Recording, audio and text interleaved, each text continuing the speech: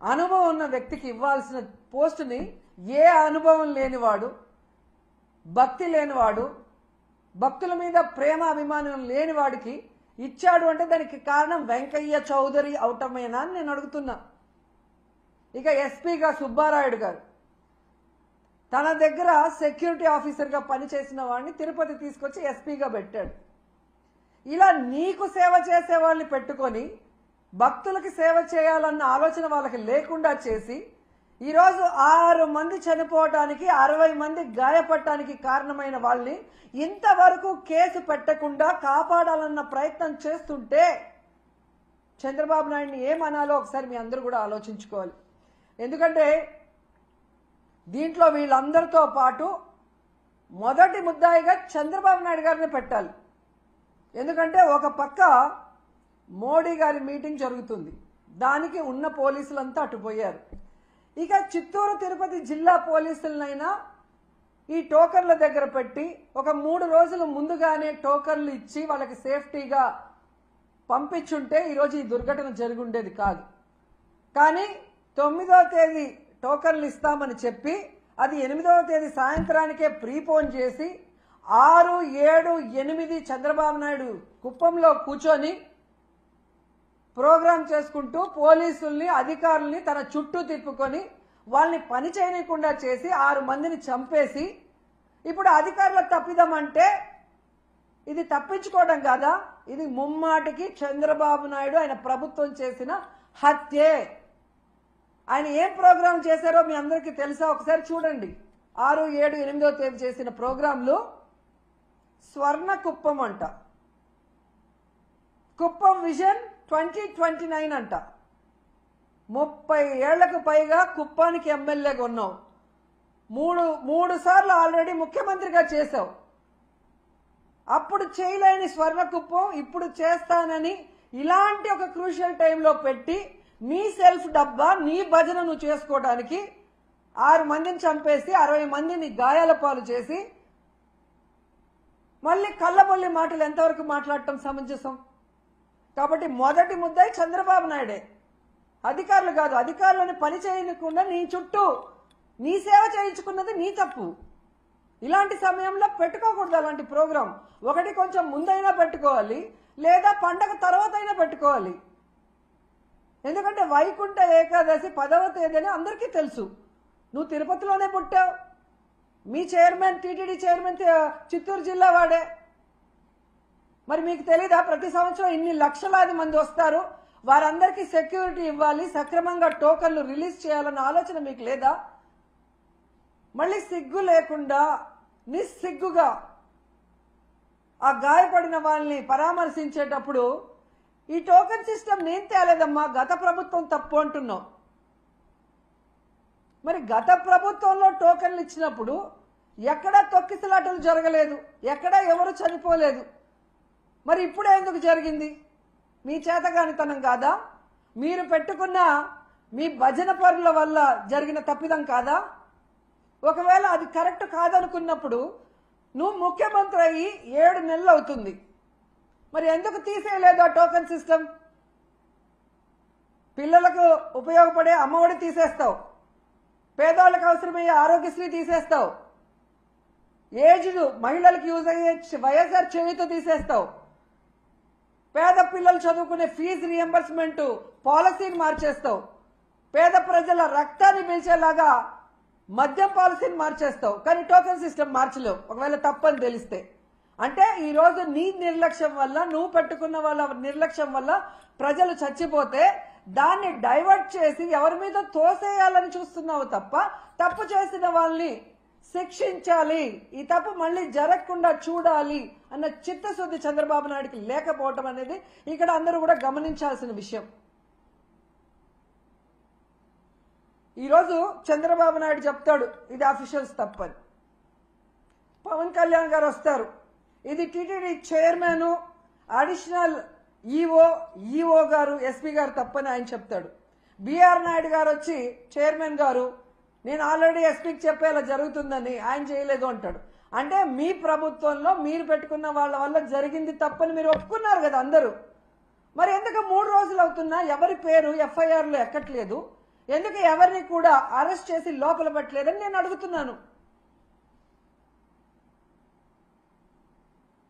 అసలు పవన్ కళ్యాణ్ గారు ఏం మాట్లాడుతున్నారో ప్రజలకి కన్ఫ్యూజ్ అయిపోతున్నారు. పిఠాపురానికి వెళ్ళాడు నిన్న.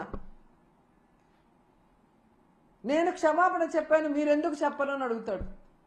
అప్పుడెప్పుడో అమ్మాయిల రేపులు జరిగినప్పుడు గమనించాను, బెత్తం దెబ్బలతో సరిచేద్దామంటాడు. ఇప్పుడు మనుషుల్ని చంపేసి క్షమాపణలతో సరిచేద్దామంటాడు. క్షమాపణలు కాదు, తప్పు చేసిన వాళ్ళకి శిక్ష పడాలి. ఆ తప్పు రిపీట్ కాకుండా చూసుకోవాల్సిన బాధ్యత నీకుంది. ఎందుకంటే ఈరోజు ప్రభుత్వంలో నువ్వు ఉన్నావు, డిప్యూటీ సీఎంగా నువ్వు ఉన్నావు. ఉండి కూడా క్షమాపణలు బెత్తం దెబ్బలు అంటావు. మొన్న ఈ మధ్య కడపకు వచ్చినప్పుడేమో ఎవడు తప్పు చేసినా నేను ఒప్పుకోను, తాట తీస్తా, తోలు తీస్తా, అంతు చూస్తా అని మాట్లాడావు. మరి తప్పు చేసిన వాళ్ళు ఈరోజు చైర్మన్, అడిషనల్ ఈవో, ఎస్పీ అని నువ్వే చెప్తున్నావు కదా. మరి ఎందుకు వాళ్ళ తోలు తీయట్లేదు, వాళ్ళ అంతు చూడట్లేదు, వాళ్ళ తాట తీయట్లేదు? మళ్ళీ పెద్ద పెద్ద డైలాగులు చెప్తున్నారు. నిన్న మీటింగ్లో నేను పిఠాపురంలోనే అనుకుంటా, కులం పేరుతో ఎవరైనా తప్పించుకోవాలని చూస్తే నేను చూస్తూ ఊరుకోను అన్నాడు. మరి ఈరోజు బిఆర్ నాయుడు గారిని, వెంకయ్య చౌదరి గారిని, సుబ్బారాయుడు గారిని శిక్షించడానికి ఏ కులం చూసి నువ్వు భయపడి ఆగిపోతున్నావు అని అడుగుతున్నా.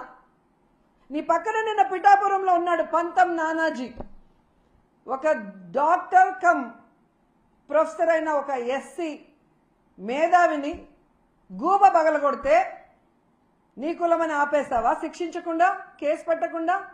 మళ్ళీ పెద్ద పెద్ద డైలాగు, కులం చూసి నేను భయపడను అని.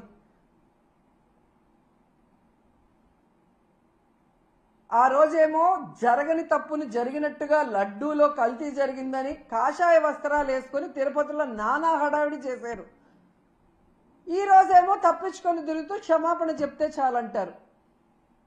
మీ ద్వంద్వ వైఖరి చూస్తున్నారు. ఏదైతే తెలంగాణలో సంధ్యా థియేటర్లో తొక్కిసలాటలో ఒక్కరు చనిపోతే 14 మంది సినిమా హీరోతో సహా థియేటర్ యాజమాన్యం వరకు 14 మంది మీద కేసులు, క్రిమినల్ కేసులు ఫైల్ చేశారో, ఈరోజు చంద్రబాబు నాయుడు అవసరం లేకపోయినా కుప్పంలో మీటింగ్ పెట్టుకొని అఫీషియల్స్ని తిప్పుకొని ఇక్కడ 6 మంది ప్రాణాలు తీసి 60 మంది గాయాలకు కారణమైనందుకు ఆయనతో సహా టీటీడీ పాలకవర్గంతో సహా ఎస్పీతో సహా అందరి మీద క్రిమినల్ కేసులు నమోదు చేయాలని డిమాండ్ చేస్తున్నాం. ఈ దేశంలో ఉన్న అన్ని న్యాయస్థానాల్ని కోరుతున్నాం. దీన్ని సుమోటోగా తీసుకొని తప్పు చేసిన వాళ్ళ మీద కేసులు పెట్టి విచారించి శిక్షించండి అని కూడా మేము కోరుకుంటున్నాం. ఎంత బాధాకరం అంటే, నా చిన్నప్పటి నుంచి చూస్తున్నాను, కొండ మీద ఇంత తక్కువ జనం ఎప్పుడూ లేరు. టోకన్లు తీసుకున్న వాళ్ళు కూడా చాలా మంది దర్శనానికి రాలేదు అంటే వీరి వల్ల తిరుమల ప్రతిష్ట ఎంత దిగజారిపోయింది, భగవంతుని దర్శనం చేసుకోవాలంటే ఎంత భయం పుట్టిందో ప్రజల్లో మీరు గమనించండి. మొన్న జరిగిన ఇన్సిడెంట్తో తిరుమలనే కాదు, సింహాచలంలో కూడా భక్తుల రద్దీ లేకపోవటం మీరు గమనించాలి. ఎవరైతే ఉన్నారో మఠాధిపతులు బయటికి రండి. హిందుత్వాన్ని, మన దేవుళ్ళని, మన టెంపుళ్ళని ఈరోజు పరువు ప్రతిష్ట దిగజార్చే విధంగా పరిపాలిస్తున్న ఈ చంద్రబాబు నాయుడు, పవన్ కళ్యాణ్కి బుద్ధి చెప్పండి. ఏ హిందూ భక్తుల ప్రాణాలు పోయాయో వారి కుటుంబాలకు అండగా నిలబడి తప్పు చేసిన వాళ్ళని శిక్షించే విధంగా మనమందరం కలిసికట్టుగా పోరాడదామని కోరుకుంటున్నాను. ఎందుకంటే ఈ చంద్రబాబు నాయుడు తప్పించుకునే రాజకీయాలు చేస్తారు. పవన్ కళ్యాణ్ ఏమో సినిమా డైలాగులు చెప్పినట్టు చెప్తాడు కానీ మళ్ళీ ఎక్కడెక్కడో ఏం చేయడు. ఎందుకంటే అల్లు అర్జున్కి మానవత్వం లేదంట, పోయి పరామర్శించలేదంట. మరి నీ అభిమానులు నీ కోసం గేమ్ చేంజర్ ప్రీ రిలీజ్ ఈవెంట్కి వచ్చి 2 చనిపోతే మణికంఠ చరణ్ అని ఇన్ని రోజులు అవుతున్నా ఒక్కరి మీద కేసు లేదు, ఒక్కరిని అరెస్ట్ చేయలేదు. నిన్న నువ్వు పిఠాపురానికి వెళ్ళి ఆ కుటుంబాన్ని పిలిపించి కూడా వాళ్ళని కలవకుండా, వాళ్ళని పరామర్శించకుండా వాళ్ళని అవమానించావు. మరి నీకు మానవత్వం ఉందా అని నేను ప్రశ్నిస్తున్నా. సో ఇప్పటికైనా పాలక మండలి, ముఖ్యమంత్రి, డిప్యూటీ సీఎం ఎవరికి వాళ్ళు తప్పించుకొని ఈ కేసుని పక్కదారి పట్టించి కేసు క్లోజ్ చేయాలనుకుంటే మాత్రం మేము ఒప్పుకునేది లేదు. ఆ కుటుంబాలకి మేము అండగా నిలబడతాం. ఆ కుటుంబాలకి న్యాయం జరిగేంత వరకు పోరాడతాం. అటు న్యాయపరంగా పోరాడతాం, ఇటు ప్రజలకి అండగా నిలబడి కూడా పోరాడతామని కూడా ఈ సందర్భంగా తెలియజేసుకుంటున్నాం. ఇక మన చిన్నమ్మ గురించి చెప్పుకోవాలి ముఖ్యంగా. ఎందుకంటే హిందుత్వ పార్టీ బీజేపీ పార్టీ. 6 మంది హిందువులు చనిపోతే 60 మంది గాయపడితే మన చిన్నమ్మ నోట్లోంచి ఒక్క మాట రాలేదు. ఎవరు దీనికి కారణమో వాళ్ళ మీద క్రిమినల్ కేసులు పెట్టాలని డిమాండ్ చేయడానికి చిన్నమ్మకు నోరు రాలేదు. అనవసర విషయాలప్పుడు మాత్రం ఎంత నోరేసుకొని వస్తుందో మనం చూసాం. మొన్న విజయవాడలో కూడా హైందవుల మీటింగ్ ఏదో జరిగింది. అక్కడికి కూడా వెళ్ళి మన చిన్నమ్మ ఏ విధంగా పెద్ద పెద్ద మాటలు మాట్లాడిందో మనం చూసాం. మరి హిందువులు చనిపోతే హిందూ భక్తులకి వాళ్ళ ప్రాణాలకి విలువ లేదా చిన్నమ్మ? పురంధేశ్వరి గారు డిమాండ్ చేయరా? మోడీ గారికి చెప్పండి, ఎవరు తప్పు చేశారో వాళ్ళ మీద క్రిమినల్ కేసులు పెట్టి లోపలేయమని చెప్పండి. ఇక నీతిమాలిన రాజకీయాలకి తెలుగుదేశం పార్టీలో పరాకాష్ట ఏంటంటే ఎండోమెంట్ మినిస్టర్ చేసిన తప్పుకి క్షమాపణ అడగడు, తనని శిక్షించమని అడగడు. దాన్ని వైఎస్ఆర్సీపీ మీద తోసేయడానికి ఎంత దిగజారిపోవాలో అంత దిగజారిపోయాడో ఆనం రామనారాయణ గారు. జగన్మోహన్ రెడ్డి గారంట చంద్రబాబు నాయుడిని ఈ ప్రభుత్వాన్ని తిట్టడానికి డబ్బులు ఇచ్చాడంట. మరి జగన్మోహన్ రెడ్డి గారు హాస్పిటల్కి రాకముందే ఏబిఎన్లో మీ క్లోజ్ ఫ్రెండ్ రాధాకృష్ణ గారు ఆయన ఛానల్లోనే ఎన్ని బూతులు తిట్టారు ఈ ప్రభుత్వాన్ని, ఈ పాలక మండలిని మీరు చూడలేదా?